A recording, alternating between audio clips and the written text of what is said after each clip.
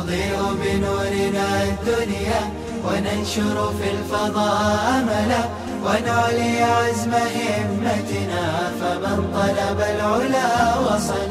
بسم الله الرحمن الرحیم.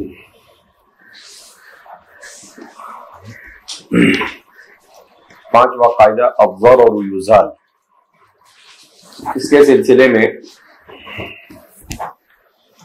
الضرر فی الفقہ الاسلامی تعریفہ، انواعہ، علاقتہ، ضوابطہ، جزاؤہ، ان کا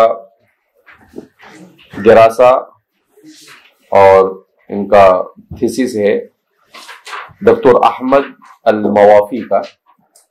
اس میں انہوں نے لکھا ہے کہ الضرر کا استعمال قرآن کریم میں 74 مرتبہ ہوا ہے. کتنی مرتبہ ہوا ہے؟ 74 مرتبہ. البتہ قرآن کریم نے ضرر کو کسی ایک مخصوص معنی کے لیے استعمال نہیں کیا ہے.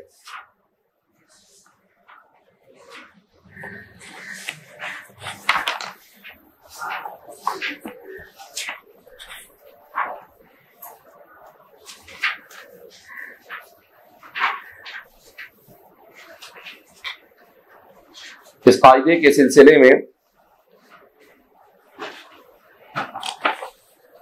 علماء کا بیان ہے کہ حقوق انسانی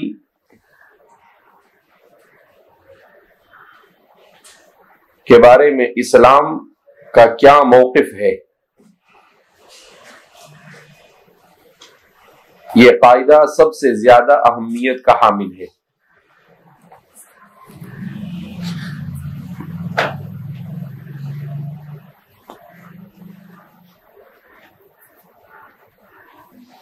ویسے تو اس موضوع پر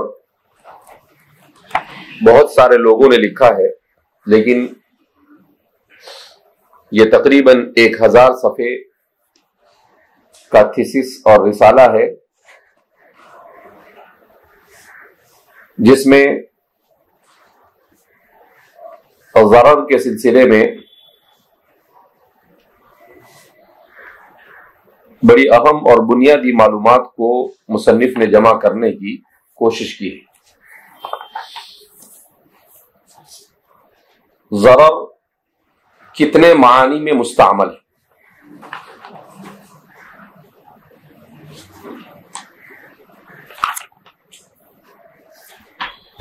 تو فرماتے ہیں مختلف اہل لغت نے اس کے مختلف معانی ذکر کیے ہیں.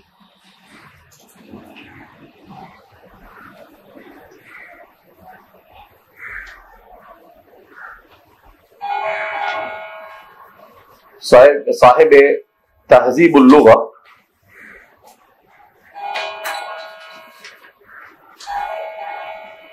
کیا ہے؟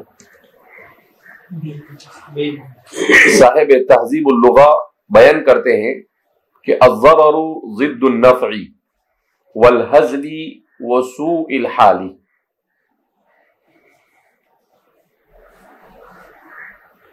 کہ ضرر یہ نفع کی ضد ہے،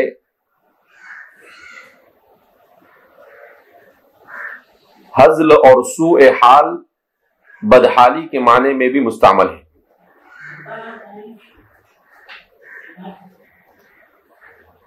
اسی طرح ضرر کا استعمال نقصان کے معنی میں بھی ہوتا ہے.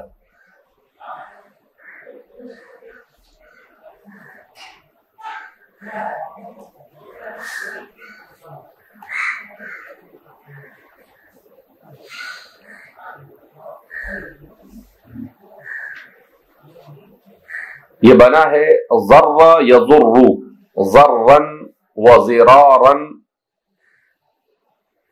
اس کا اسم ہے الضرر.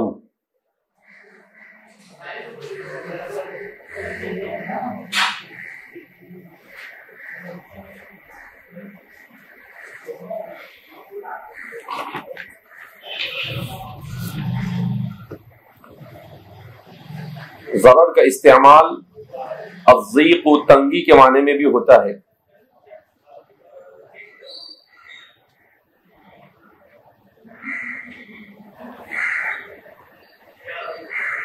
اس کی جمع ضراء آتی ہے.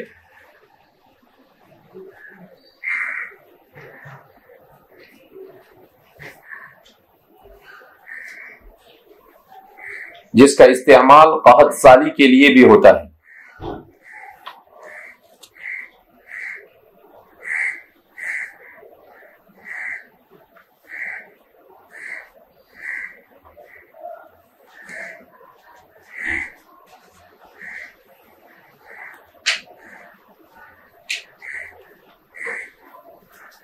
اسی سے الاضطرار بھی بنتا ہے.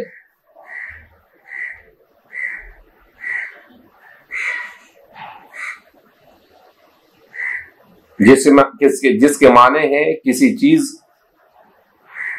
پر مجبور ہونا.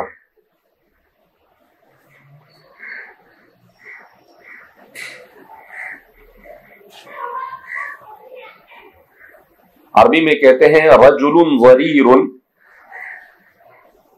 اس شخص کو جس کو کم دکھائی دیتا ہو.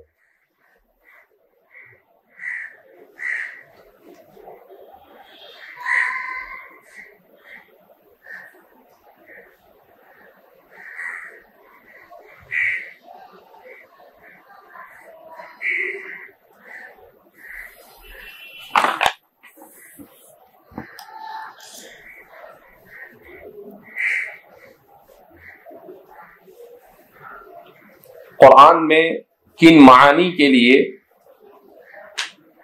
ضرر کا استعمال ہوا ہے؟ نمبر 1 البلاء والشدہ، آزمائش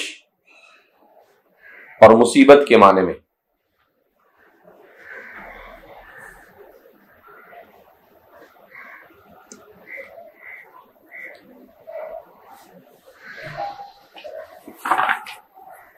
تقریباً 15 آیتوں میں اس کا ذکر ہے.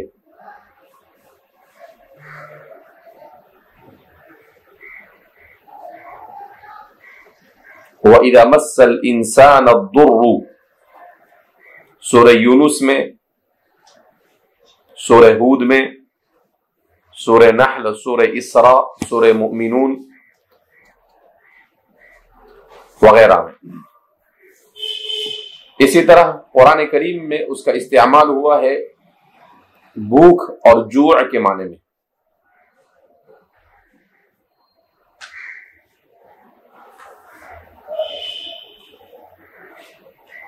سورہ یوسف میں فلما دخلوا علیہ قالوا یا ایھا العزیز مسنا واہلنا الضر ای الجوع.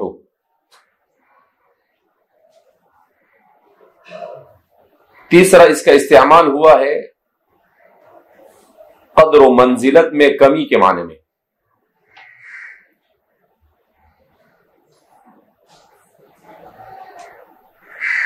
وَإِن تَصْبِرُوا وَتَتَّقُوا لَا يَضُرُّكُمْ كَيْدُهُمْ شَيْئًا.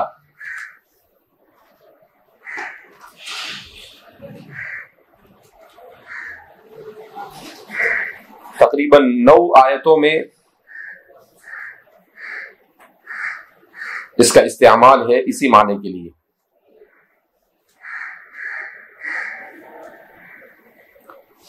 نمبر 4 بیماری کے معنی میں مستعمل ہے. والصابرین فی البأساء والضراء.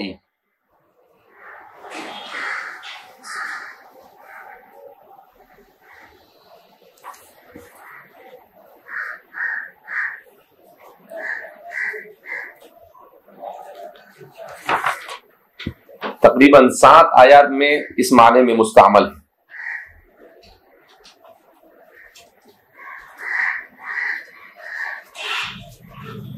نمبر 5 ہلاکت کے معنی میں. وَإِذَا مَسَّكُمُ الضُّرُّ فِي الْبَحْرِ.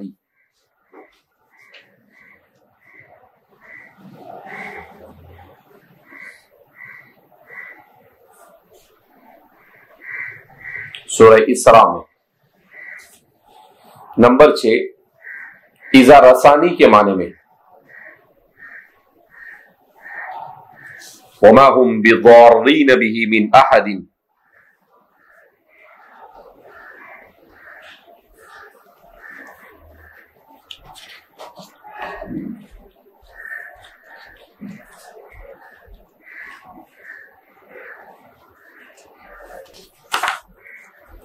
تقریباً 17 آیات میں اسی معنی میں مستعمل ہے.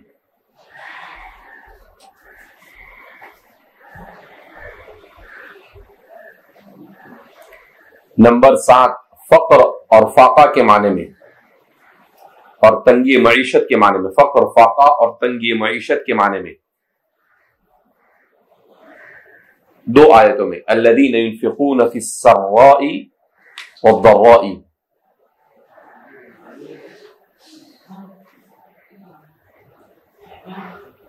سورہ آل عمران. وَإِن يَمْسَسْكَ اللَّهُ بِضُرٍّ. سورہ انعام.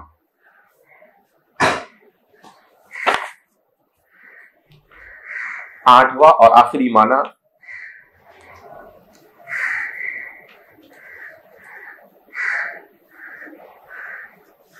مجبوری کے معنی میں.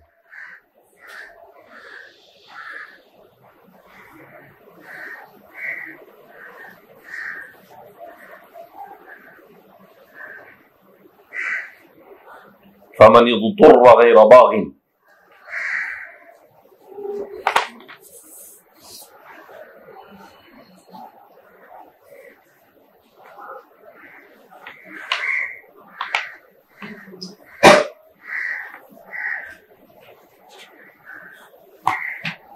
قرآن کریم نے لفظ ضرار کا استعمال بھی کیا ہے.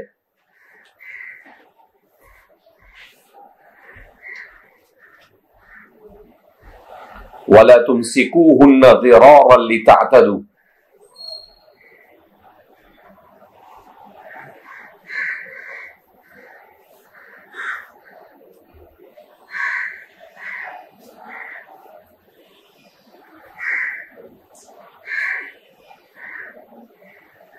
عورت اور بیوی کے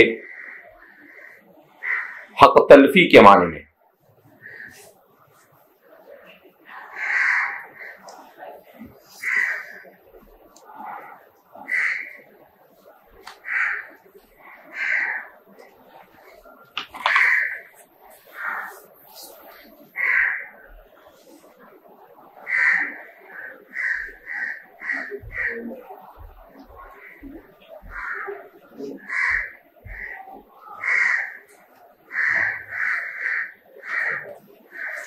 اسی طرح سے لا تضار والدۃ.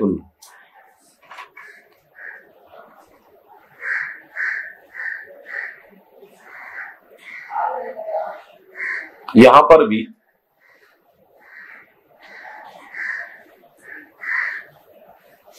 بیوی کے حق میں کوتاہی کے معنی میں مستعمل ہے.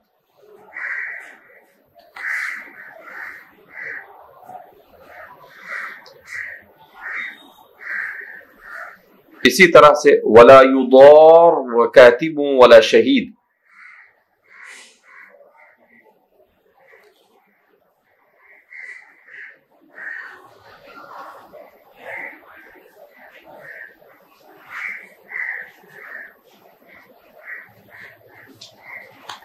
یہاں پر بھی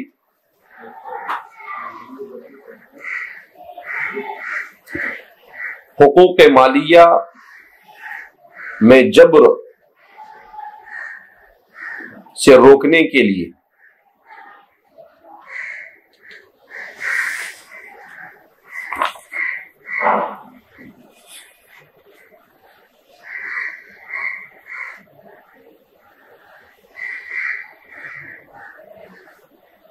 اس طرح سے ضرار کا عام طور پر استعمال حقوق مالیہ میں کوتاہی کے سلسلے میں ہوا ہے.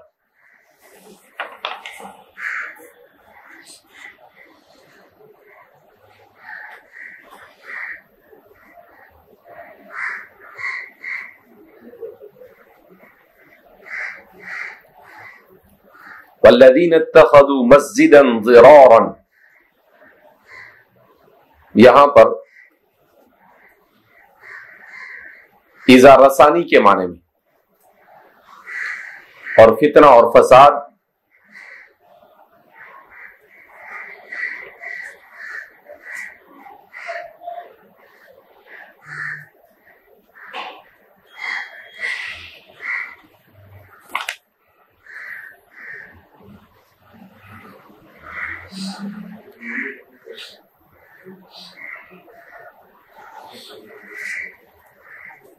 اسی طرح احادیث مبارکہ میں بھی متعدد احادیث میں اس کا ذکر ملتا ہے.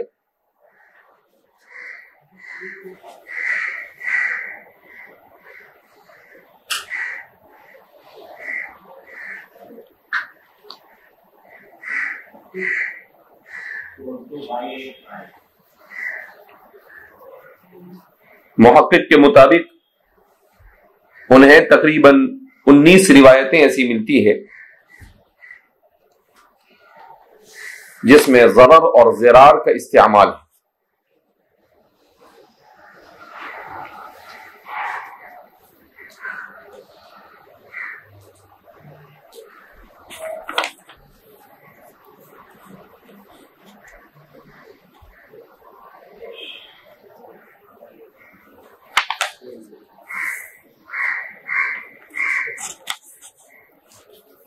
لا ضرر ولا ضرار،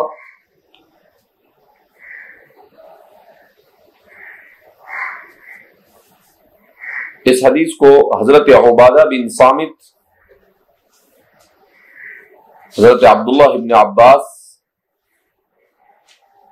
حضرت ابو سعید خدری، حضرت ابو ہریرہ، حضرت جابر بن عبداللہ، حضرت عائشہ صدیقہ، حضرت ثعلبہ ابن ابی مالک القرظی اور حضرت ابو لبابہ نے روایت کیا ہے، جیسا کہ صاحب نصب الرایہ نے زیلعی میں اس کی تفصیلات اور ان احادیث کو اسانید کے ساتھ ذکر کیا ہے.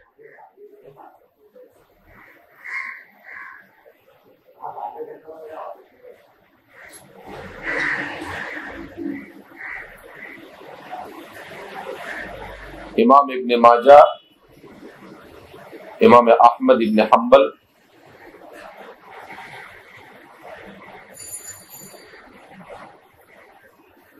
ابو نعیم ابن عساکیر،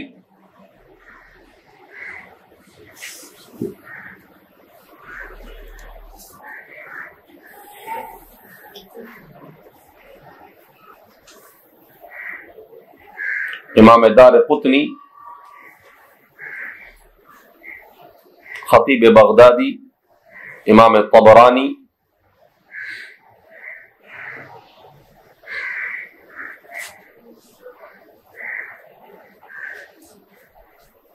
حاکم نے مستدرک میں، امام بیہقی،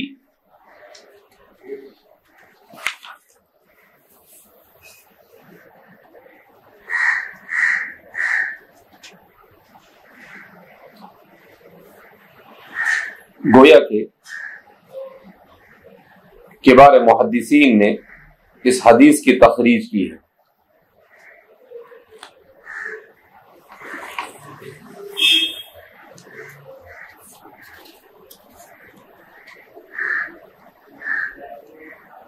اگرچہ الفاظ میں کہیں کہیں تھوڑا سا رد و بدل پایا جاتا ہے.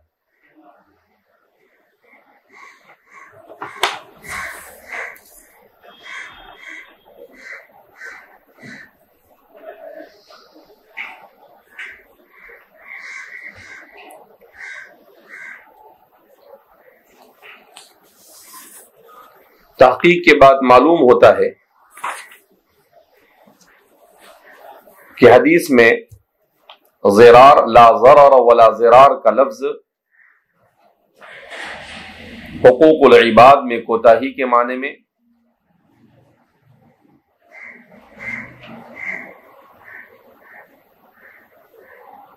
اور کہیں پر نفع کی ضد کے طور پر،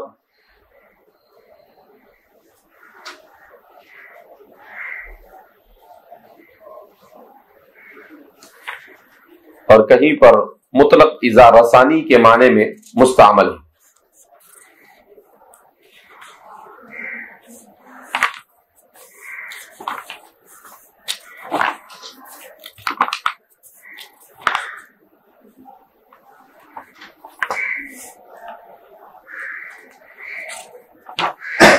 حضرات فقہا نے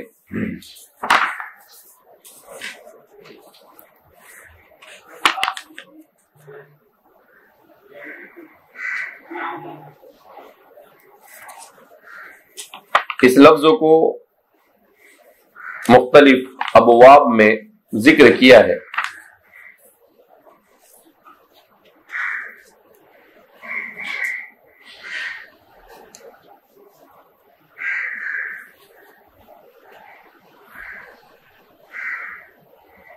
اس سے معلوم ہوتا ہے کہ ازالت المنفعہ کے معنی میں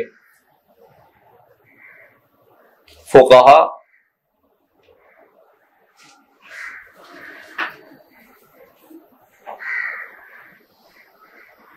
اس کا استعمال کرتے ہیں.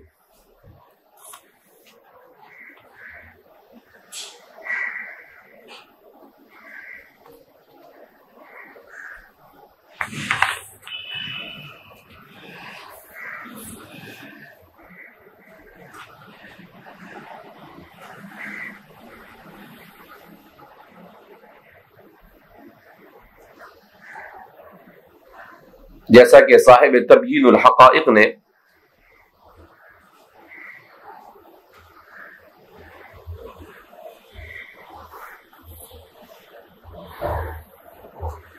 باب ما يحدثه الرجل في الطريق إن كان الإحداث يضر بأهل الطريق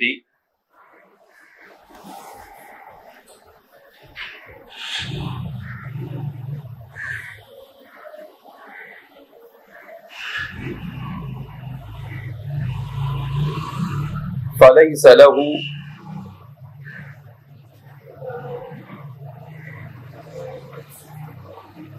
أن يحدث ذلك.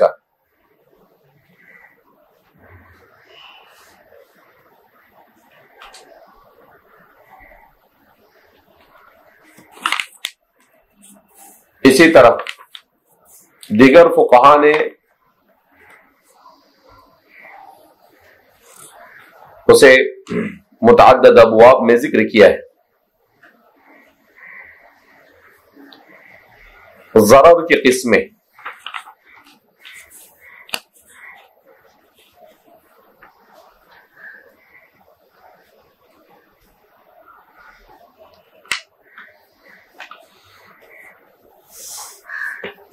ضرر چونکہ شریعت مطہرہ کے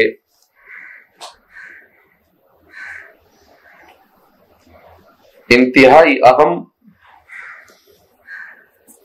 اصولوں میں سے ہے،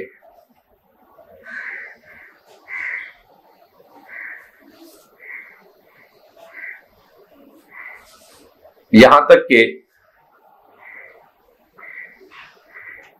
بعض حضرات نے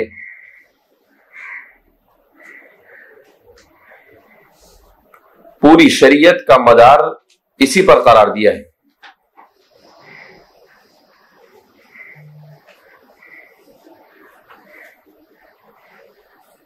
کہ شریعت مطہرہ کا مقصد جلب منفعت اور دفع مضرت ہے.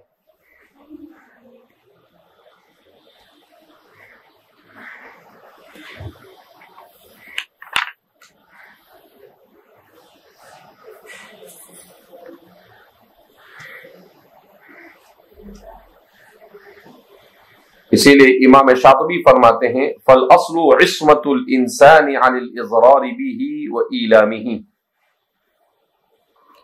کہ شریعت میں اصل یہی ہے کہ کسی بھی انسان کو نقصان اور تکلیف نہ پہنچائی جائے.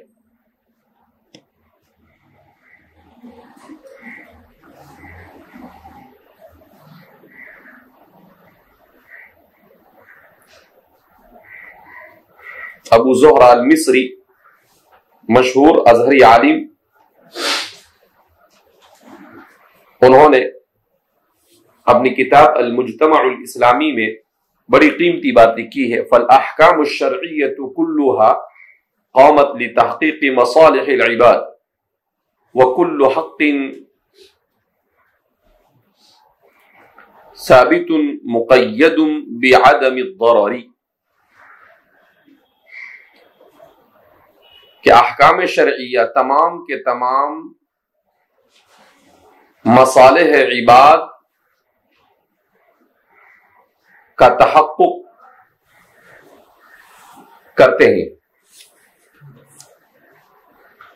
اور شریعت نے جو بھی حق دیا ہے اسے عدم ضرر یعنی کسی کو نقصان نہ پہنچانے کے ساتھ ہی مقید رکھا ہے۔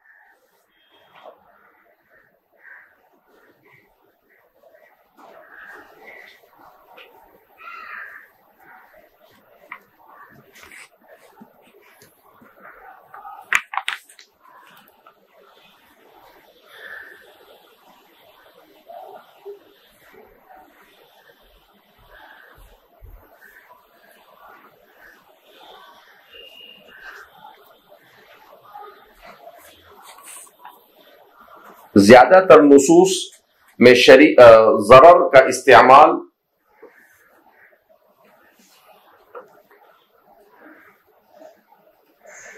حقوق زوجیہ اور خاندانی علاقات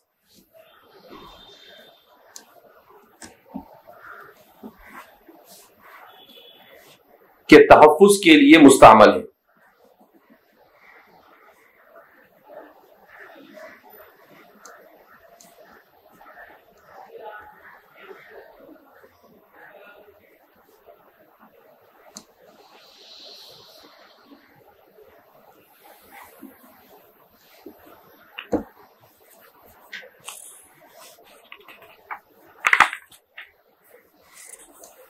اسی لیے شریعت مطہرہ نے جگہ جگہ پر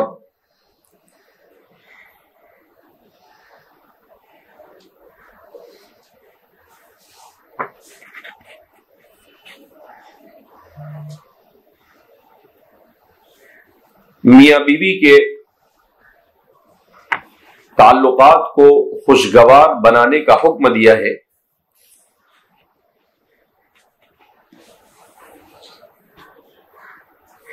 اور دونوں ہی کو ایک دوسرے کو ضرر پہنچانے سے روکنے کی پرزور تلقین کی ہے۔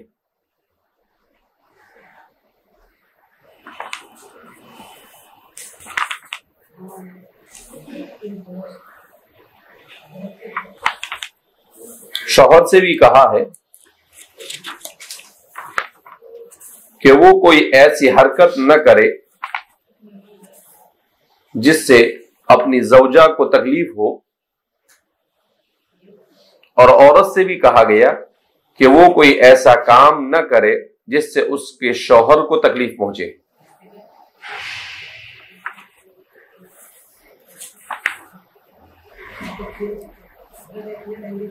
اس لیے کہ حقوق اللہ، حقوق الوالدین کے بعد سب سے زیادہ اہمیت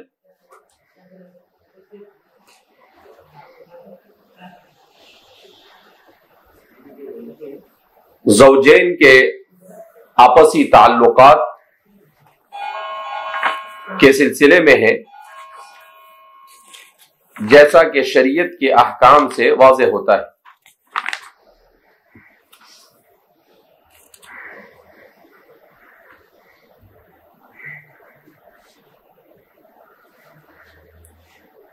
دوسرے نمبر پر شریعت نے والدین اور اولاد کے تعلقات کو ہر قسم کے ضرر اور ضرار سے بچانے کی تلقین کی ہے۔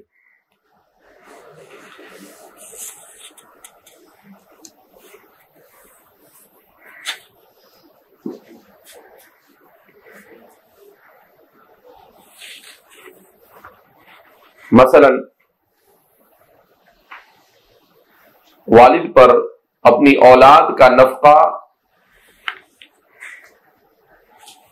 ولادت سے بلوغ تک لازم کیا ہے۔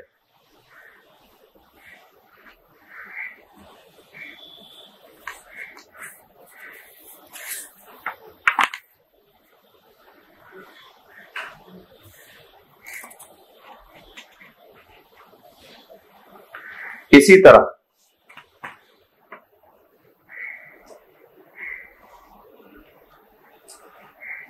اولاد کی تربیت کو اہم ترین فریضہ قرار دیا گیا،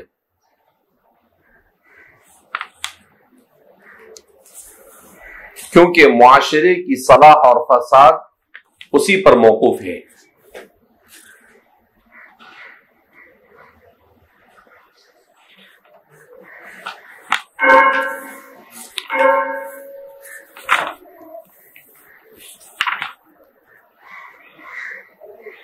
اسی طرح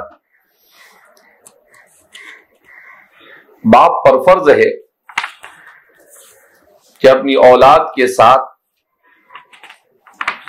انصاف اور عدل سے کام لے اور یکساں حقوق دینے کی کوشش کرے۔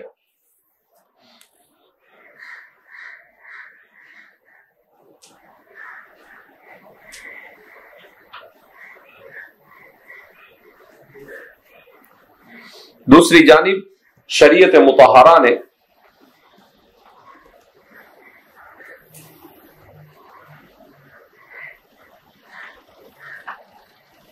اپنے ان والدین کے نفقے کو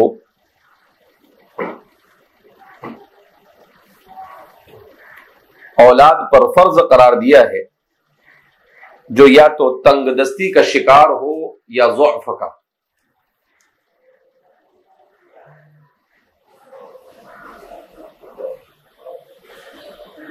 صاحب المغنی ابن قدامہ نے لکھا ہے اجمع اہل العلم على ان نفقۃ الوالدین الفقیرین الضعیفین اللذین لا کسب لهما ولا مال واجبۃ فی مال الولد۔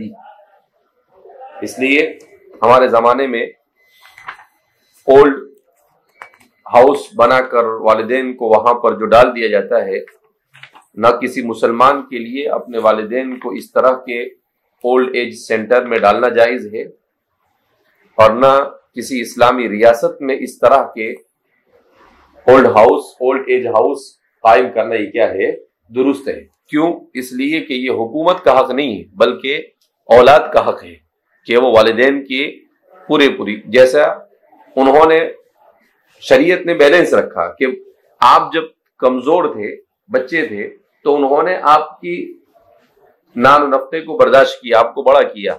اب جب یہ بڑی عمر ہونے کی وجہ سے ضعیف ہو گئے تو اب آپ کے اوپر کم از کم ان کا لوٹانا کیا ہے؟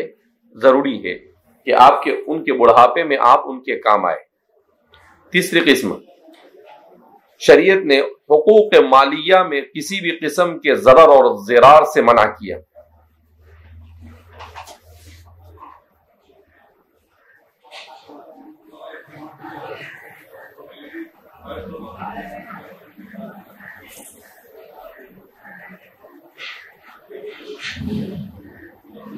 قرآن کریم نے کہا لا تأکلوا اموالکم بینکم بالباطل۔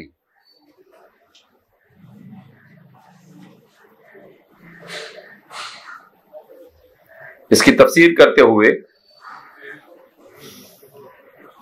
امام قرطبی فرماتے ہیں لا یأکل بعضکم مال بعض بغیر حق فيدخل القمار والخداع والغصب وجهد الحقوق وما لا تطيب به نفس مالكه أو حرمته الشريعة وإن طابت به نفس مالكه۔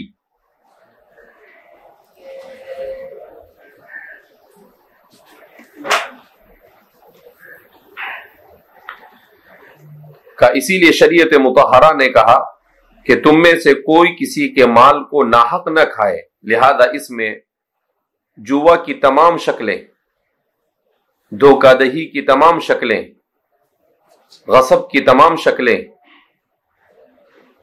مالی حقوق کا انکار، مالک کی خوشنودی کے بغیر کسی بھی قسم کے مال پر قبضہ، شریعت نے جن امور کو حرام قرار دیا ہے، سود وغیرہ، اس کی حرمت اگرچہ آپس میں رضامندی ہی مالکوں کی کیوں نہ ہو، یہ سب کے سب ناجائز اور حرام ہے، اور یہ موقوف ہے لا ضرر ولا ضرار فی الاسلام پر۔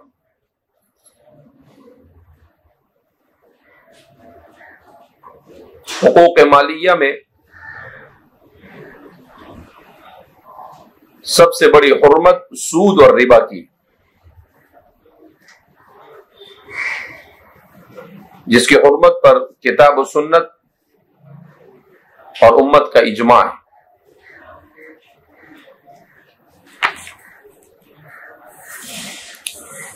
لہذا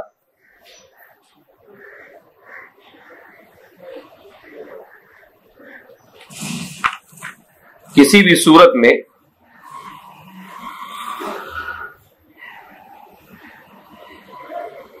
اس کے نام کو تبدیل کر کر اسے جائز قرار نہیں دیا جا سکتا، جیسے سر سید وغیرہ نے کیا ہے کہ اس کو کمرشل انٹرسٹ یوزری کا نام دیا اور کہا کہ شریعت نے مہاجنی سود کو حرام قرار دیا ہے، تجارتی سود کو شریعت نے حرام قرار دیا۔ اس طرح کی یہ سب تعویلات، اس کی کوئی حقیقت نہیں۔ اسی لیے ہمارے فقہا نے احادیث میں وارد ربا الفضل کے سلسلے میں علتوں کو تلاش کیا، اور انہی علتوں کی روشنی میں ہر فقیہ نے اجتہاد کر کر سود کی حرمت کو پورے طور پر ثابت کیا ہے۔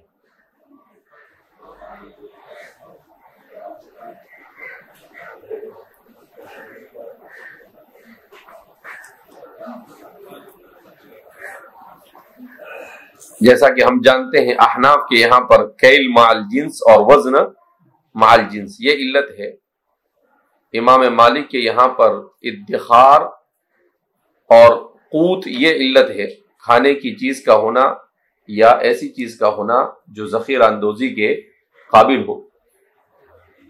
امام شافعی رحمۃ اللہ علیہ کے یہاں پر ثمنیت اور غلے کے قبیل سے چیز کا ہونا، اور امام احمد بن حنبل یہ ثمنیت اور وزن کے قائل ہے علت ربا کی۔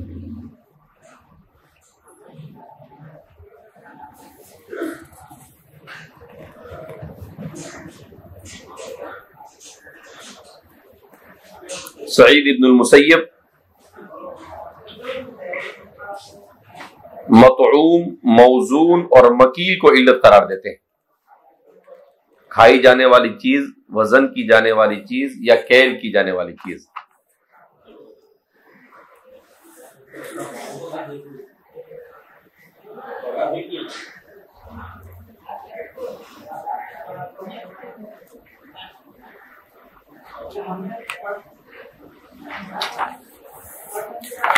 بہرحال ضرر سے متعلق اس قسم کی بے شمار تفصیلات کو صاحب رسالہ نے ذکر کیا ہے۔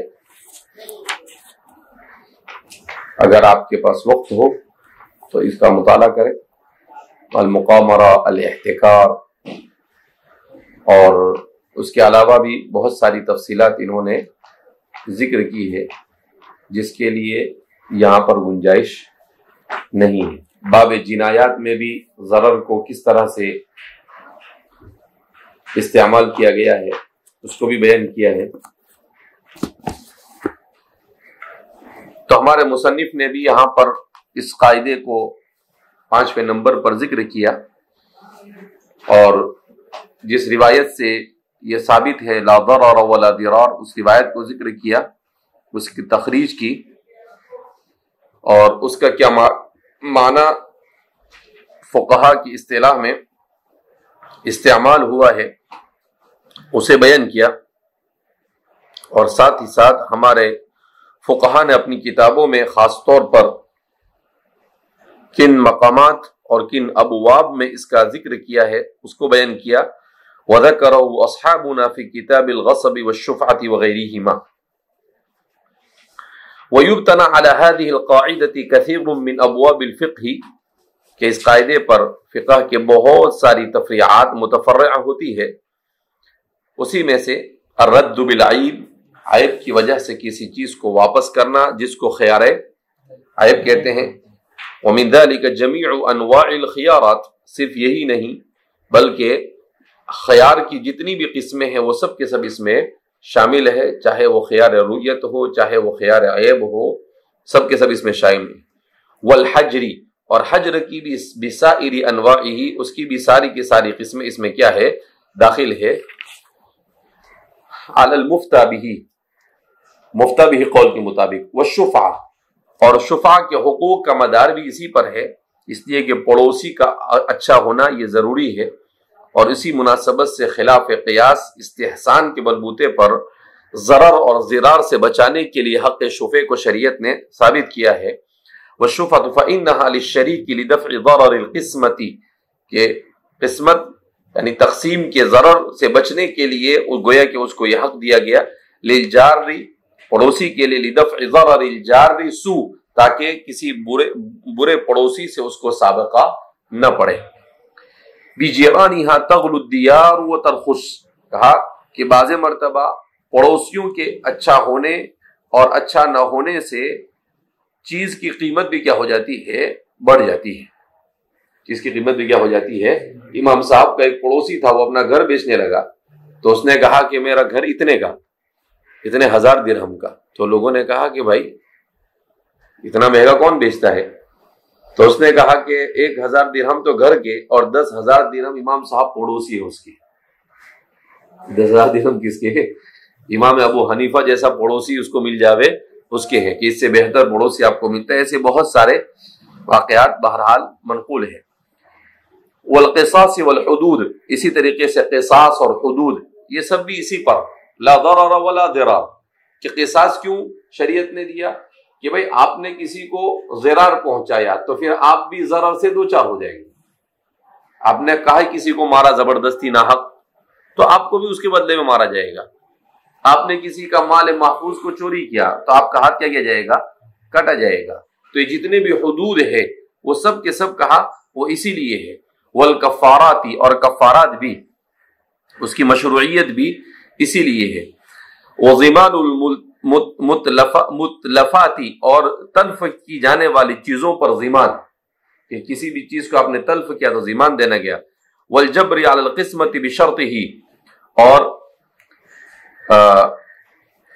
قسمت یعنی کسی چیز کو تقسیم کرنے کی صورت میں نقصان کی بھرپائی، کہ دو شریک ہے کسی چیز میں شریک ہے تو وہ ایسا بولے کہ بھئی یہ چیز دونوں کے درمیان تقسیم کرے، تو بولے کہ ایسا توڑ کے تقسیم کرنا اس کے کام میں نہ اس کے کام میں آئے گا، تو دو میں سے کسی ایک کو قیمت کیا کرنی پڑے گی اس کی ادا کرنی پڑے گی. تو اسی کو کہتے ہیں الجبر.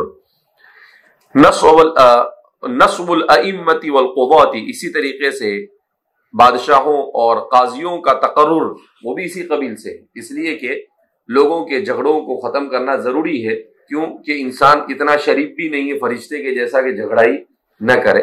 لہذا اس بنا پر لوگوں کے معاملات کو سلجھانے کے لیے ان لوگوں کا ہونا ضروری ہے. دفع الصائل، کہ مسلمانوں سے مسائل کو اور مصائب کو دور کرنا، یہ ان کا کیا ہوتا ہے. وقتال المشرکین والبغاة، اور عمرا کو اس بات کا مکلف کیا گیا کہ مشرکین اور باغیوں کے ساتھ قتال کرے. اس کا تعلق بھی کس سے ہے؟ دفع ضرر سے ہے، کہ معاشرے سے بھی ضرر کو دور کیا جائے، یعنی اجتماعی انفرادی زندگی کے ہر موڑ پر ازالت الضرر من مقاصد الشریعہ، ضرر کا ازالہ یہ شریعت کے اہم ترین بنیادی مقاصد میں سے.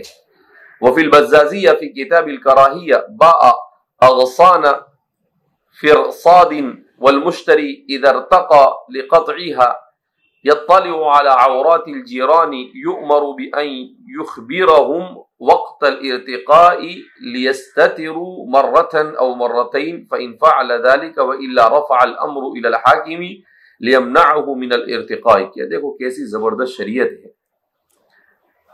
یعنی کتنا چھوٹا سا معاملہ ہے. کا باع اغصان فرصاد، شجرۃ التوت کو کہتے ہیں فرصاد، کہ کسی آدمی نے ٹہنیوں پر لگے ہوئی کسی چیز کو کیا کر دیا؟ بیچ دیا. اذا ارتقى، اگر مشتری اس کو توڑنے کے لیے درختوں پر چڑھتا ہے تو یطلع علی عورات الجیران، تو آزو بازو میں جو پڑوسی رہتے ہیں ان کے اوپر، ان کی عورتوں کے اوپر اور ان کے پوشیدہ چیزوں پر اس کی نظر نہ پڑ جاوے. یؤمر بان یخبرهم وقت الارتقاء، کہا جب درخت پر چڑھے اور آبادی میں وہ درخت ہو تو چڑھنے سے پہلے ان لوگوں کو کہہ دے کہ الرٹ، کیا ہو جاوے؟ الرٹ ہو جاوے، یعنی متنبہ ہو جائے کہ بھئی ہم درخت پر کیا ہو رہے ہیں؟ چڑھ. کتنا چھوٹا سا معاملہ ہے، لیکن کیسی پاکیزہ شریعت ہے. لیستتروا مرۃ او مرتین، کہا تاکہ ایک دو مرتبہ ہو تو وہ اپنے آپ کو پردے میں ڈال دے. یہ مارول کے اندر میں پہلے ہوتا تھا، پتہ نہیں ہوتا ہے نہیں ہوتا ہے، کوئی مہمان جاتا تھا تو اعلان ہوتا اوجل ہو جاؤ. کیا اعلان ہوتا؟ اوجل ہو جاؤ. تو سب عورتیں کیا ہو جاوے؟ اوجل ہو جاتی، یعنی پردے میں کیا ہو جاتی ہے؟ چلے جاتی ہے. تو یہاں پر بھی اسی طریقے سے اعلان کر سکتے ہیں کہ بھئی اوجل ہو جاؤ، ہم لوگ درخت پر چڑھنے، اپنے پھل کو توڑنے کے لیے چڑھ رہے. چھوٹا سا حق ہے، لیکن شریعت مطہرہ نے کتنا خیال رکھا. یعنی آج ہمارے علماء کا یہ حال ہے کہ ابھی کچھ دنوں پہلے ہمارے ایک تعلق والے گجرات سے ان کا فون آیا، کہا مولانا یہ مدرسے سے فارغ ہونے والے علماء کو آپ تربیت کرو ان کی صحیح. میں نے کہا کیا ہوا؟ کہا ہمارے یہاں پر اتنے واقعات پیش آئے کہ کوئی عالم اگر کسی محلے میں رہنے کے لیے جاتا ہے تو وہاں پر کوئی کرائے سے گھر دینے کے لیے تیار ہے. میں نے کہا کیوں؟ کہا اس لیے کہ ایسے واقعات پیش آئے کیا کہ وہ موبائل لے کر اوپر چڑھ جاتے ہیں گھر کے اوپر اور عورتوں کو جھانکتے رہتے ہیں. اس کو جھانکتے رہتے ہیں، کتنی غلط چیز ہے. تو میں نے کہا ٹھیک ہے، ہم ان بچوں کو جو فارغ ہونے والے ان کو سمجھائیں گے کہ معاشرے میں کس طریقے سے رہا جائے. میں نے اس سے پہلے بھی آپ کو باقاعدہ فنیشنگ اسکول چلتے ہیں جس میں 10-10 20-20 لاکھ روپے فیس ہوتی ہے، جس میں شادی سے پہلے 2 مہینے وہ سکھاتے ہیں کہ شادی کے بعد کی زندگی کیسے گزار. کتنے پیسے لیتے ہیں؟ 10-10 20-20 لاکھ روپے. عیسائی لوگ اسکولیں چلاتے ہیں. ہمارے پاس ساری چیزیں. موبائل آیا ہے تو اس موبائل کی وجہ سے کیا ہے؟ بڑی مصیبتیں لے کر آئے. میں اس دن سنا تو جب سے میرا دماغ کام کرنا کیا کرتے چھوڑ دیا کہ اللہ اگر ہمارے علماء کا یہ حال ہے تو لوگوں کا کیا حال ہے؟ جبکہ ہم پڑھتے رہتے ہیں بابا قل للمؤمنین یغضوا من ابصارہم. تو اس لیے بڑا نازک زمانہ ہے. آدمی اپنے نفس پر کنٹرول نہیں کرے تو کیسی کیسی فتنوں میں کیا ہو جاتا ہے؟ مبتلا ہو جاتا ہے.